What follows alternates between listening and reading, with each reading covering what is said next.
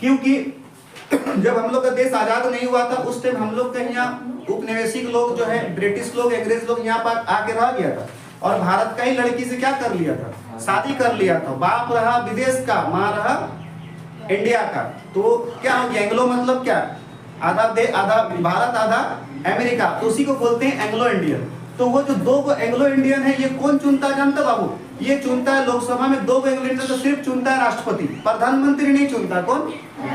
तो आप बोलो दो एंग्लो इंडियन देगा वोट, चुना कौन उसको, तो ऑटोमेटिक दोनों वोट किधर जाएगा, राष्ट्रपति की तरफ जाएगा ना।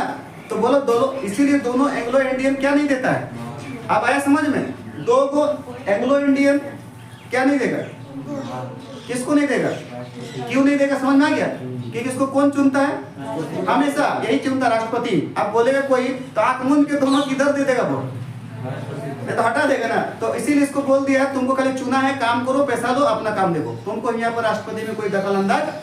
अब समझ में आ गया।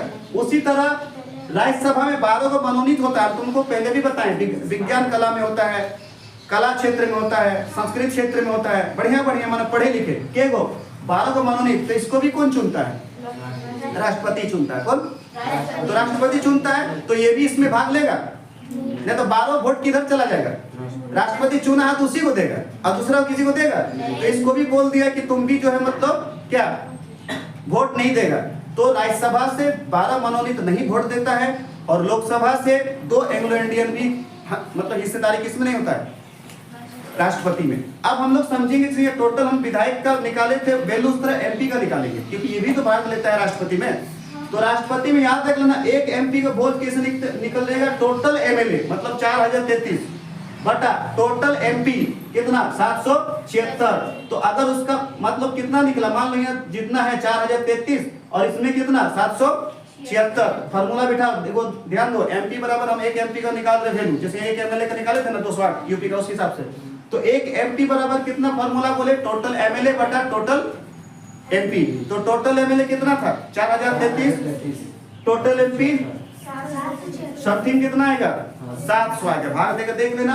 तो अब टोटल एमपी कितना 700 और गुना कितना, ये एक वैल्यू निकला, एक एमपी का कितना निकला मान 700 और गुना टोटल कितना है एमपी, तो कितना हो गया याद रख लो 5,43,200। इतना एक एमपी का खाली निकला वैल्यू। एक एमपी खाली वोट देगा तो उसके अंदर में कितना जनसंख्या है 5,33,200। एक एमपी देगा तो राष्ट्रपति कितना जा रहा है, तो सोच लो समझ में आया कि नहीं दिक्कत। तो इस तरह अगर 776 को अगर भाग देगा ये टोटल, ये तो समझ में आ गया इतना है टोटल का।